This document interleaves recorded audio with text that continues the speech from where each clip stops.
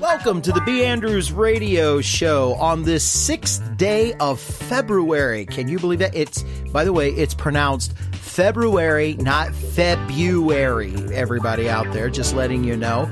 On this beautiful, sunshiny day in nice, cold, brisk central Wisconsin, where it is a whopping 2 degrees, and we've just got a recent 6-inch snowfall. So we're doing quite well here in the center part of the state. The weatherman lied to us once again and told us that we were only supposed to get 1 to 3. Then it was revised to 2 to 4 inches of snow. And we ended up getting a whopping 6 to 8. So depending on where you live. So you got to love that weather, guy. It is so good to be in a business where you are not accountable for every time you are wrong. And we want to say hi to you as we have this beautiful, brisk day here in central Wisconsin. I am one of your co-hosts. I am Eric of the B. Andrews Band. On the other side of the room is your other co-host, and his name is John. Say hi, John. Hey, you know, I learned that in like, what, elementary school, the whole February thing. Yeah. And I was just like, they lied to me. That's also like Wednesday. Tell a kid, hey, how do you spell Wednesday? You mean how Wednesday? Yeah, exactly. Nobody in their right mind ever says, hey, we need to go somewhere on Wednesday. Wednesday. Yeah. Yes, we just say Wednesday. It's kind of unfair what we do to kids sometimes. Yeah, it really is. Oh, sound it out. You know, just like, we have a whole class on that. You can spell it if you could just sound it out. Okay. Try Wednesday. Wednesday. Like, no, that's not how it's spelled. February. Nope, that's not how it's spelled. Yep. Well, if we said it right, it would be. Who says February? I do. But most people hear February, and that is not how it's pronounced. Mom, how do you spell laugh? Sound it out. Laff. Better watch out for those silent letters. Oh, I'm telling you. I'm just going to lie, you Oh, it's mean. It's right. cool what we do to kids sometimes. Yeah.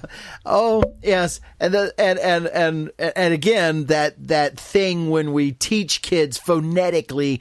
Oh, there you go. Spell phonetic. F? No, fail. I think you mean phonetically. Phonetically, okay, yeah, and so yeah, we had this whole book when I was in the 2nd grade. I can still remember this whole big thick book about sounding out words and how to spell. And you can spell anything if you can sound it out. You know, and like I could spell beautiful. Like no, that word's not in there. Psychiatrist.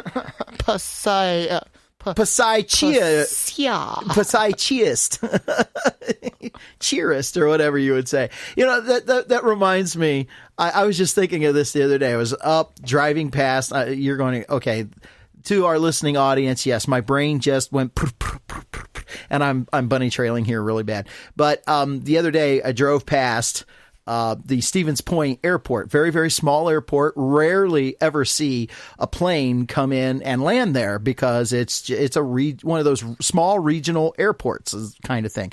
And watch the plane come in, and it reminded me of the time they do some pilot schooling there for prop engine planes. And was kind of interested. Chris, my oldest son, was very interested in maybe taking some flying lessons or to be introduced to it and so forth. And so he goes up there, and Chris was really disappointed that all that they had there was prop or propeller engine planes. He was really interested in learning how to fly a jet, and I didn't even know that. I was thinking, well, you know, son, you know, start small, work your way up. And so he was asking the guy that question that was in there, and he goes, so everything that you do's with propeller engine planes? And the guy's like, yeah. He goes, besides, kid, you don't want to learn how to fly a jet. He goes, you can do anything in a jet that you can do in a prop engine. And Chris said, can you go Mach 1? End of conversation. Burn. and I was How old was Chris? 13. burn. And the guy he got offended that a 13-year-old kid would have said that to him. He wants to go fast. Who doesn't? I'm good. He's a male. I don't feel like I need to move that fast ever. Oh, come on now. You don't remember doing 90 on the back of the Beamer there? Good. Yeah. I'm good. Oh, that's in reference to a trip that John and I was on one time, and I was on a BMW motorcycle, and John was on the back, and I just revved it up. We had an open road, and I just hit it really hard, and next thing I know, he's beating me on the back, and I looked down, and I didn't realize I was doing 90. But he did. And John just doesn't have that need for speed. No, not really. I'm good. So anyway, well, today we want to get into a topic that I think everybody will have an opinion on, and it's a very, very important topic in a lot of ways. A lot of psychiatric work is done on it. A lot of spiritual work is done on that topic. Before we get into that, though, I just want to give a shout out to everybody as a reminder to say, hey, don't forget, B. Andrews Radio Dinner Theater is coming up in just a little over a week from now. It'll be a week from this Saturday, February 17th, here at the Hancock Community Center, right here in our town, Hancock, Wisconsin. We got the Tri-County Jazz Band, Tri-County High School Jazz Band is going to be with us, going to be playing over our dinner hour. I heard some of the music, the repertoire that they're going to be playing. Really excited about that. That's going to be cool. It is. It's going to be a lot of fun. So to have a swinging jazz band going on during the dinner hour, that I think that's going to be sweet. I'm really looking forward to that. So before we even get there, I want to just do a shout out to band director, Mr. Miles. Thank you for considering, just considering it, but that he's actually following through, going to be down here with the Tri-County Jazz Band. That's awesome, and we really superiorly appreciate it. It's really going to add to the show. Doing a little Bing and Bob this year, for those of you that would like to know what we're going to be doing. I will be handling the Bing. I'll be handling the Bing Crosby character. Oh, hey there, young man. What are you doing over there? Oh my, and trying to find that soft part in my voice. Now hold out your ears. Oh yeah, so you look like a monkey. I understand. Is that right over there, Mr. Ski Nose? Can use that thing for a periscope, couldn't you? I don't think I have to sound like Bob Hope at all. I hope I don't. I'm just gonna kind of talk like this. I hope that's okay. He hasn't said it yet, but yes, John will be doing Bob Hope. And we've been listening to a lot of stuff. Going to have a lot of fun with Bing and Bob this year at the Radio Dinner Theater. So you want to come on out. Great spaghetti dinner. Going to be having a couple of different sauces with that spaghetti, salad. I believe there's going to be a soup with it. Dessert is included. Suggested donation, $15 for B. Andrews. And we'll be using that, putting that towards ministry. So if you just can come out and help support the show, it would just be fantastic. We would greatly appreciate it. And it's one of those things that'll help keep the radio show on the air. So anyway, as we are heading on into today's show, we want to talk a little bit about guilt. A little bit about guilt. I didn't do it. So it wasn't me. Yeah, I guess you're not guilty. Nuh-uh. Okay. Guilt is one of those emotions that can either shut you down or motivate you to do things that are right. It can motivate you to do things that are not necessarily so good. Some people experience guilt and then they move on into anger, resentfulness, self-pity. Self-pity isn't always a good thing. In fact, you know what? I don't know that there's a good situation for self-pity at all. But, guilt is supposed to motivate you. The reason why we feel guilty about something that we do is to motivate us to do what is right. That would be, in order to relieve guilt and to get it off of us, would be to go and resolve the problem. Problem is people leave the problem unresolved and live with the guilt. And hence, there comes the problem. And but I was a little bit curious, and I was wondering, in America, what are the common things that people share with guilt? And so I got to looking this up. And I wanted to go down. I found this top 20 list that I wanted to talk about today. And it says the 20 things that we feel most guilty about and how to stop. Now, I'm not going to go into the how to stop things, but I did want to take a look at the top 20 things that we feel most guilty about. By the way, this I found through Google. I can't see here who produced this. So if you just Google it, it was like the first thing that came up in Google. So I wanted to give kudos to who did it, but I can't see. The article is written by a Becky Fletcher. So there you go. At least give kudos to who that is. So Becky Fletcher, you're the one to put all this together. Thank you for doing my research for me, and we'll take it from there. But here you go. Number one. The number one thing that people feel guilty about is giving into a craving. That's the number one. Yeah, giving into a craving. I don't get it. Why it's like, I'm craving that. Eat it, be satisfied, and move on.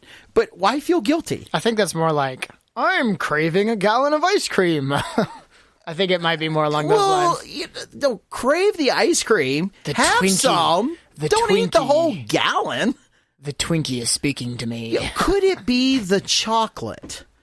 And do we know who I'm talking to when we say craving the chocolate?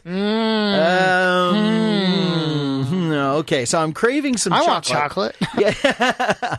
I mean, for me, the craving is usually shrimp, lobster, you have expensive cravings. Crab legs. I mean, I do. I crave that at times, so don't get it. Anyway, so that's craving number one. Number two, craving number one. No. That's guilt guilty, number one. One of the most common guilty things is giving into cravings. Number two, not calling family and friends often enough. Okay. So, I mean, there's a simple... Here, have a phone. Call. I mean... Yes, but they feel guilty for not doing that. Because then something comes up... They just do it! And then That one is kind of bizarre to me. Anyway, number three, not sticking to your healthy eating plan. Now, we talked about this before the show came on, but those first three things, isn't that kind of like New Year's resolutions?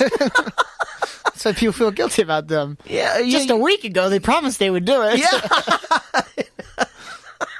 Well, let's see here. We're barely at a month down. Yeah, I know, and we've already not done the phone calling. Oh, we've already given into the cravings, and number four, not going to the gym. Yes. I promised myself I'd be more healthy. It was the Super Bowl party. The Super Bowl party. That was it. Oh man. Yeah. So and number five, here right out of the top five, not taking your own advice. Didn't I just say on November 1st I wasn't going to overeat, give in to my cravings, call my dad more often, and man, now I didn't even take my own advice. Something like that. This person has problems. Yeah, obviously. And they're feeling guilty over it. So February is a terrible month to be stuck inside with your own emotions. We're going to leave that right there because we're snowed in at the B. Andrews Radio show. And go get yourself something to drink and come on back and let's talk about our guilt. Hey, if you want to be a part of the show, connect with us on Twitter at B. Andrews Band, all lowercase, BANDREWS, or IM us at Facebook by going to B. Andrews. That's first name B, B-E, last name Andrews, ANDREWS. Must admit that I don't know what I'm doing, but that has never really stopped me before. While I'm on my knees in my gut, I have this feeling you're calling me to something so much more.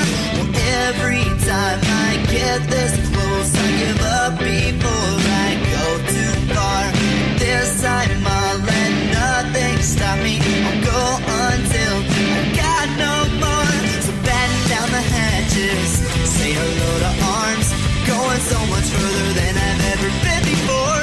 Won't be easy, I don't know what's in store. Even if I stand alone, I'm taking on the world.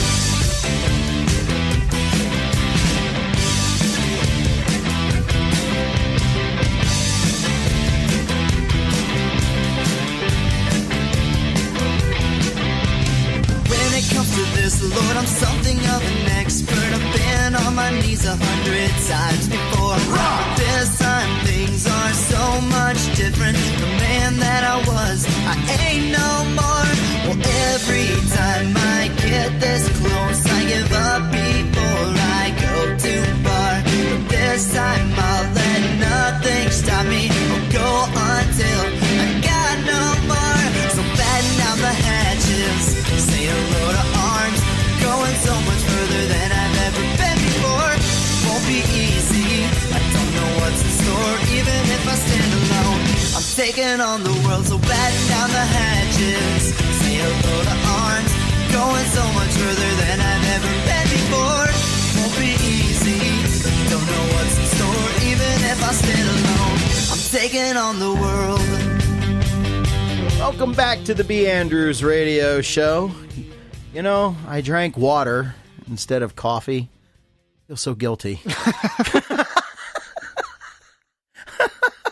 I drink coffee instead of water. I feel guilty.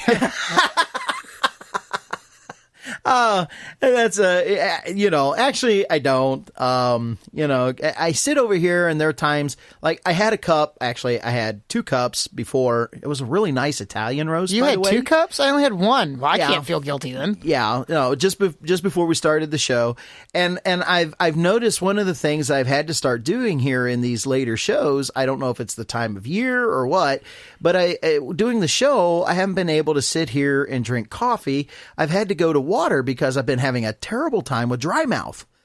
It's just coffee's just been drying me out, and people don't want to hear me sit on this side of the microphone going. It's just Stop. I'm wearing the recording headphones. I can hear that just fine. Yeah, which means that so can our audience. So yeah, I need to stop. I won't do that anymore. Today we're talking about guilt. We ran through number 1 through 5, looking at the top 20.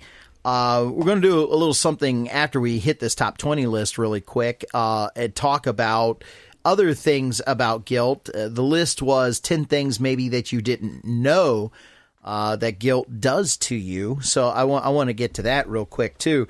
So let's move right along. We looked at number 1 through 5, and that was pretty interesting. Number 1, giving into cravings. Number 2, not calling family and friends as often as you thought you should.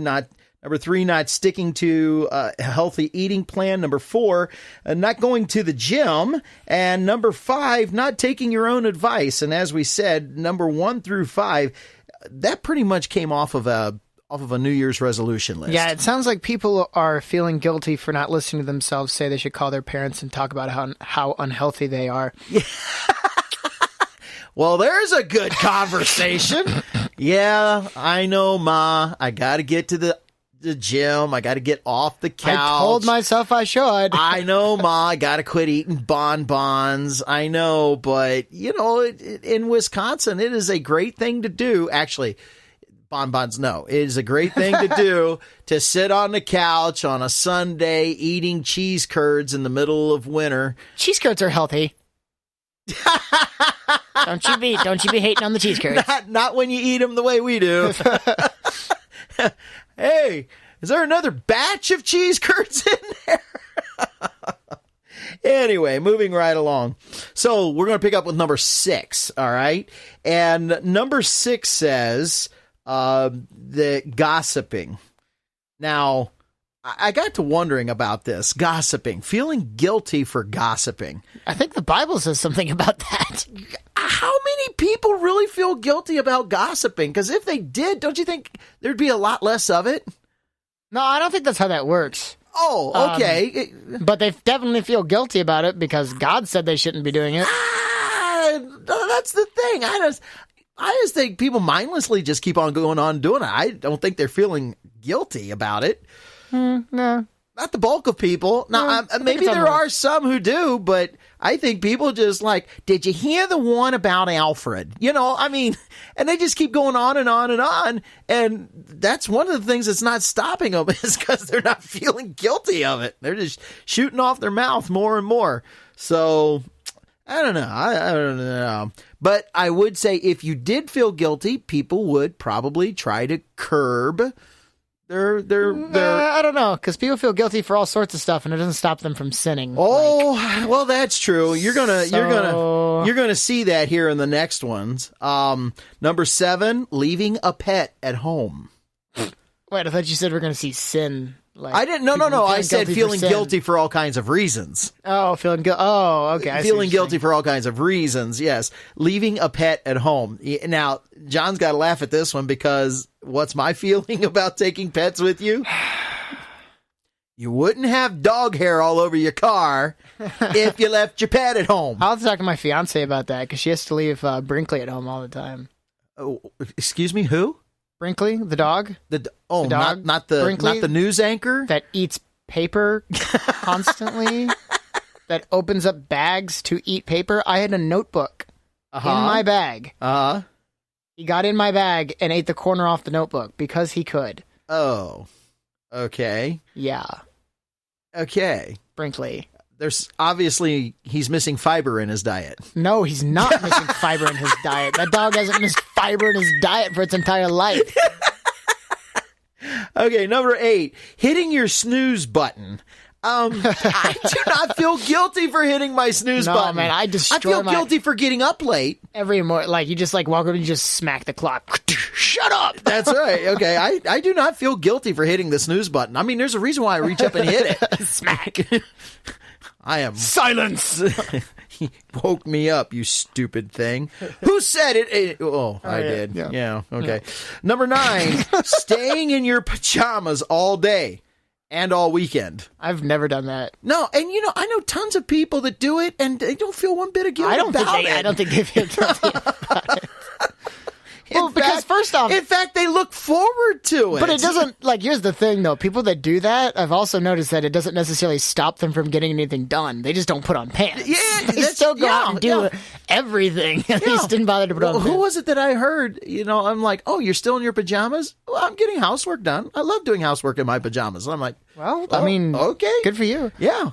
That's now a goal for me. That is a short-term goal in my life to spend a day in my pajamas.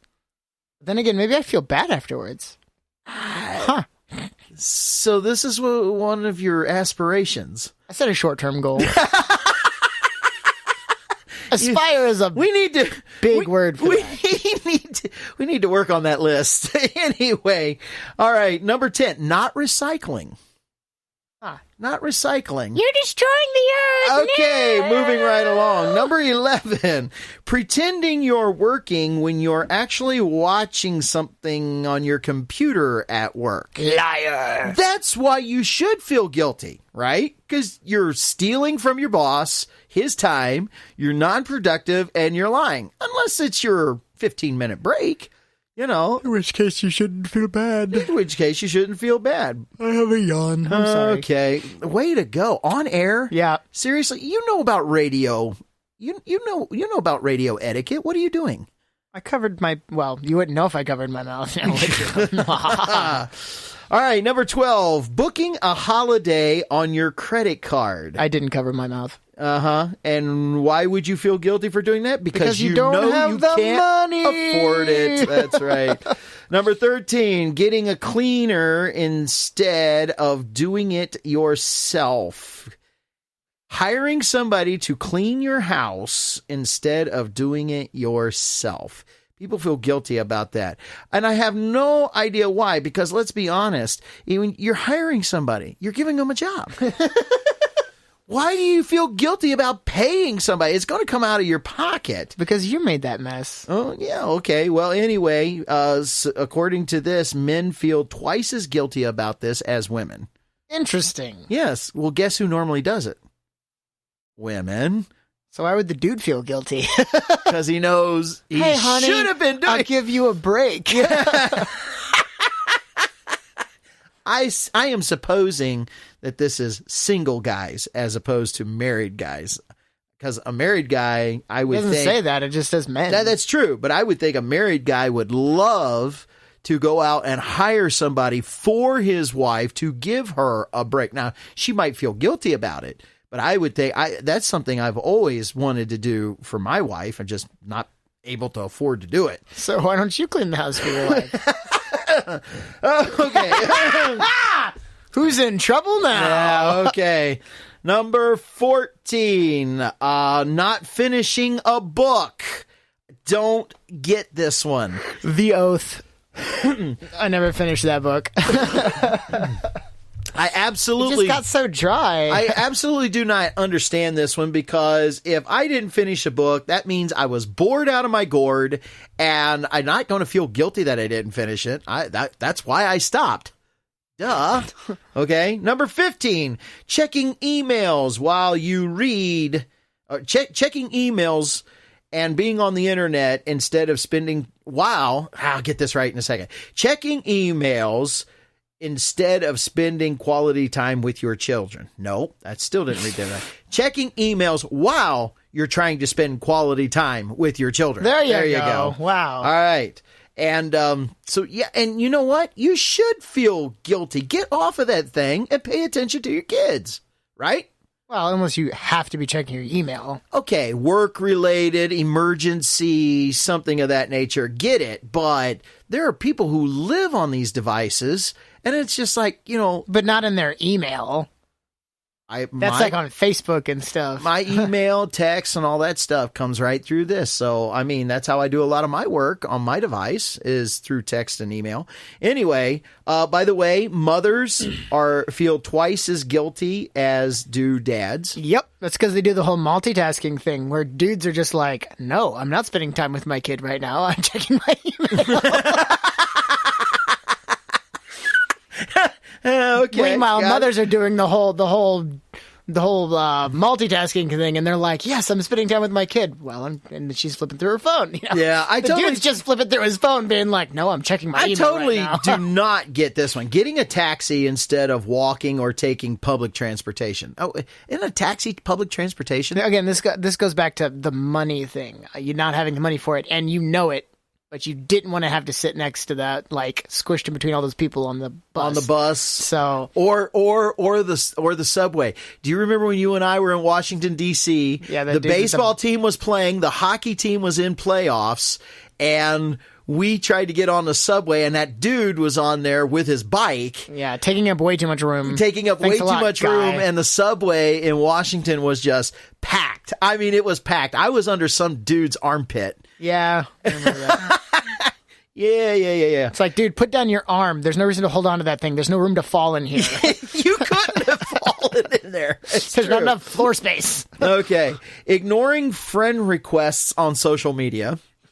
I don't get that one either. It's just like, ooh, them? No. I don't lose sleep at night. Oh, no, don't. I'm moving right along. Don't want them.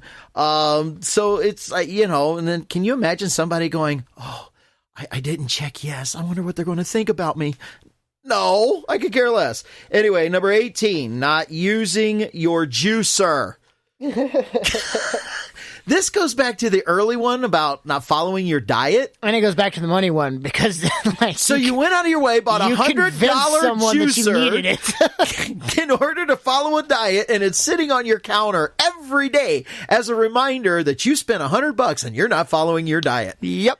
That's not guilt, I feel. And it mocks you. It's stupid. That's what it is. It's stupidity, I feel. Okay, number 19. Hiding your online shopping delivery before your partner gets home. Yeah, we know what the problem with that one is. Liar! And when we come back, we'll do number 20. So get a refreshment and come on back. I didn't know I had any of the symptoms. To the best of my knowledge, I had never had a problem before.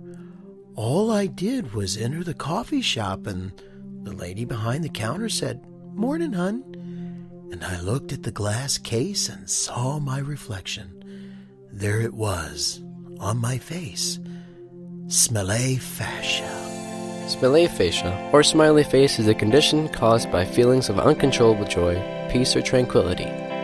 From the labs of Pharmaceuticals Unlimited comes Depressia. Depressia is for those who are experiencing symptoms of smiley fascia or smiley face. Other symptoms may include singing, whistling, or in rare cases, skipping. Not all smiling is related to smiley fascia. Seeing others knocked down or in pain might also lead to smiling. Ask your doctor about the difference. Depressia is the first truly green drug, as we have used recycled cyanide, mercury, DDT, and a dash of sodium chloride. Using Depressia can help you lessen your carbon footprint on the planet. Once I started taking Depressia, I felt so bad, I didn't have anything to smile about. 85% of those taking Depressia in our lab trials experienced lung failure, kidney failure, liver failure, death, and death-like symptoms. While taking Depressia, do not come into contact with sunlight or be around uplifting people, or this may hamper the depressing effects of the drug. If you continue to have uncontrollable feelings of joy, peace, and tranquility while taking Depressia, contact your doctor right away, as this might be a sign of deeper psychosis. Depressia took the smile right off my face. If you're struggling with Smiley fascia, there's a light at the end of the tunnel, and it's an oncoming train. Depressia is not recommended by anyone and is not in stores. Depressia is solely a mythical product of Pharmaceuticals Unlimited and is presented by the AdLib Council. Ask your doctor about Depressia. Welcome back to the B. Andrews Radio Show, and going over 20 things that can make you feel guilty. We just hit 1 through 19, and that juicer one, I'm still laughing about that. Go out and lay down $100 to $200 on a juicer, so you follow a diet, and it's sitting on your counter. Yep. You spent a lot of money on me, didn't you? That's what juicers sound like? Oh, yes, it is. I'm sitting here on your counter, taking up space. What nationality is your juicer? Collecting dust. I can't tell. Wait. What voice was that? And while I'm sitting here and collecting dust, you paid $200 for me. And you're getting unhealthier by the day. It's ironic that your juicer sounds like Frito Bandito. Yeah, it's hard to blend up a taco in that thing, I'm telling you. I wonder what taco juice would taste like. That's a... Huh. Well, now cilantro, I mean, taco juice. Not cilantro, but I mean, a pico de gallo. There you go. Take all the stuff for a pico de gallo. Oh, yeah, that's practically taco juice. Yeah. Oh, that would be tasty. Like a vegan taco juice. Oh, yeah. Throw an onion in there, tomato juice, cilantro, lemon. Lime. Yeah, lime, not lemon. What am I missing here? Oh, sugar. And some more. Oh, a jalapeno. Got to put a jalapeno in there because that's happy. There you go. That's happy. And then that's what warms you up when you drink it. Anyway, the last thing that we want is number 20. And number 20 on our list is exchanging unwanted Christmas gifts. Now, seriously, why would you feel guilty about that? Aunt so-and-so bought you that sweater. And as we said, whoever beholding that... Beholding one ugly sweater. Yeah. And she put the little tab in the back of it, that receipt that you could take back to the store. Doesn't have the price on it, but it's got everything. So you could take it back and exchange it. Yes, the argument here is that, like, on one side, you're like, oh, but they were thinking of me. They got me this gift. And then on the other side, you could say, yes, but they didn't think very much of me because they got me this gift. and they thought enough of you to put that return receipt in there so that you could take it back. And to me, that says it gives you all the rights in the, or they give you all the tags. They leave all the tags without the receipt in it, and they'd say, "Hey, if it doesn't work for you, take it back." Okay, got you the gift. If it doesn't work for you, take it back. Why feel guilty? Well, because they could have just handed me $20 instead of making me work for it. Like, honestly. Well, there's part of the problem. You got a $20 sweater. Man, you actually have to pay for your ugly sweaters now. Yeah. That's like a thing. Like they have ugly sweater parties and everything. $35 and up. Have you ever seen Chris's wardrobe? Seriously, whenever he's not wearing his BDUs, you realize that he is a product. When it comes to his sweaters, he is a product of his mother's taste. Because when he was little, she dressed him in all his sweaters. You've seen the pictures. I feel exactly opposite. She put me in those ugly sweaters too. Well, yeah, that's after Chris got done with them. Those awful looking sweaters. There's a lot of picture of you guys in those sweaters. Those are so ugly. You liked them back then. No, I didn't know better. You know what's going to be hilarious? You look so handsome. Ah! You're going to dress your kid the same way. I'm not going to do that to him. Yes, you are. It was so 90s. Like, blah. John, when were you born? The 90s. Okay. All right. So, guilt does have a purpose. But here's 10 things that guilt does to you. Number 1, guilt protects your relationships. You think that you've done something to somebody, you feel guilty, you will go out of your way to try to make it right with that person if you respect that relationship. And so guilt helps to protect relationships. So that's one thing. Or it helps because you feel guilty if you don't do or need to do something for somebody. That also helps in a relationship. Guilt becomes a motivator to protect that relationship, to do things with it, So anyway, guilt helps with relationships. Here's something else that guilt does to you. Number 2, we experience, everybody, on average, 5 hours a week of guilty feelings. Did you know that? So there's a neat little statistic. And the thing that you have to ask yourself is, what can I do discipline-wise in my life to get rid of or cut that number down? Yeah. Because, as you will see, there'll be other reasons. You'll want to cut that number down. We'll talk about that here in just a second. Number 3, unresolved guilt is like having a snooze alarm going off in your head that you can't shut off. So there's that. In other words, it's constantly, guilt is a nagging feeling that's it's irritating. It's very irritating, and that has effects on you. Guilty feelings make it difficult to think straight. There's that nagging thing again. It's hard to think straight when that's all that you're thinking about because the alarm won't shut off. So guilt makes us reluctant to enjoy life. I think that word reluctant is a little misleading in there. Maybe I should read this way. Guilt makes it difficult to enjoy life. The alarm's going off all the time. The feeling is there all the time. It starts dominating your thoughts. When all that kind of thing is going on and the guilt is riding you, it's awful hard, difficult to enjoy life because you're not at peace with yourself. Well, see, and this is an interesting perspective of the person who wrote this. If you say it makes you reluctant to enjoy life, I would say they would use that in there because they still believe that you deserve to be enjoying life regardless if you're guilty or not. That seems to be what they're hinting at. That's an interesting perspective. But if it's like an alarm going off in your head that you can't shut off and you're thinking about it, guilt is, that's not a reluctancy. You can't control that. And so you got to somehow overcome it, which means you got to do something with it. Well, and that's because if we really, as human beings, this obviously comes from the Christian perspective. As human beings, there are rules and guidelines that God has set in place. How many of those things, there are certain things we feel guilty about that we heap on ourselves, and I know that's coming in the list. But there are other things that if you really do something wrong, it's because that's the way that God designed the universe. Whether you like it or not, that's the way God designed the universe. That's the laws, if you will, that God set into place. When you go against those, when you break those, you are going to feel guilty because regardless of not, you are under God's law. You're under his ways. In other words, it's the way you're wired. It's the way you're wired, and that becomes we call it conscience. And by the way, these are from Psychology Today. Guilt, this is number 6, guilt can make you self-punish.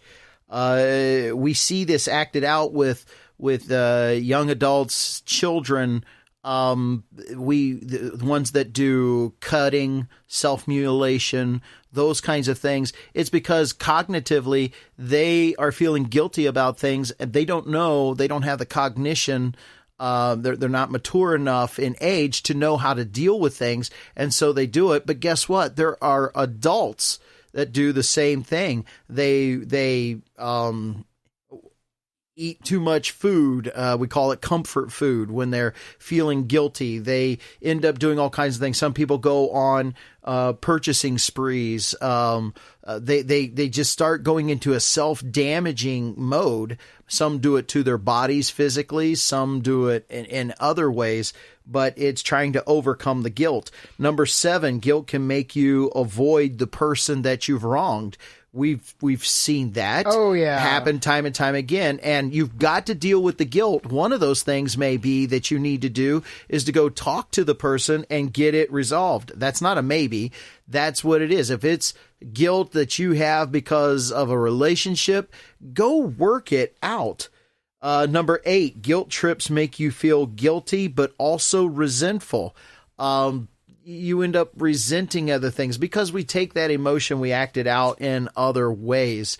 We also see number 9, guilt-prone people assume that they've harmed others when they haven't. Now, this is called being hypersensitive, and people who end up living there in that guilty area way too much than what they should, all of a sudden start looking around and thinking, oh my goodness, have I hurt you? Oh, have I offended you? I didn't mean to do that. And they're constantly thinking that maybe they've harmed somebody. I really feel sorry for those people.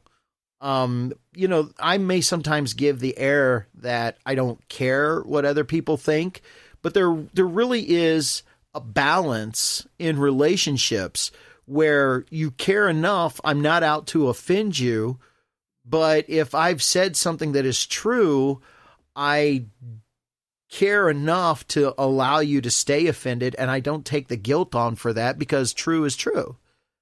Okay, and that's just one particular area. There's a million scenarios that you can run through your mind where you can either need to be more sensitive or less sensitive. Everybody's got to figure that out in all your relationships and balance it. But the idea is balance your relationships. And then number 10, guilty feelings can make you feel literally heavier and more belabored. And I can easily explain this, or at least give you a cause effect. We're all guilty of sin. Bible tells us about that. Yep.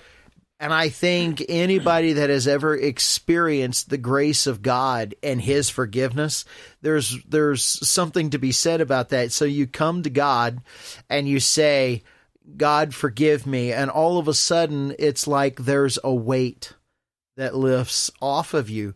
It's the guilt. It's gone. The weight literally lifts. You can feel it. Mm-hmm. Same thing if you know that you've offended somebody and it's a relationship you seriously care about, and you go back to them and you ask them for forgiveness. And when that person can put their arms around you and say, hey, I forgive you, man, it's like there's a weight that comes off of your shoulders. So all in all, we went through this whole show. We talked about guilt. We laughed about some of it. But I want everybody to walk away with this one idea and this one understanding that guilt is a motivator for us to be relieved of the guilt. So the question is if you're carrying guilt, what is it motivating you to do? And if it's guilt of sin, there's only one way that you can get that heaviness off of you, and that is go to God and ask for forgiveness. Well, that's going to wrap us up for this week. We're so glad that you joined us on our show. Didn't mean to get so theologically heavy, but we did on purpose. So guess what? Come back next week and let's see what we got in store for you. Thanks, and we'll see you next time.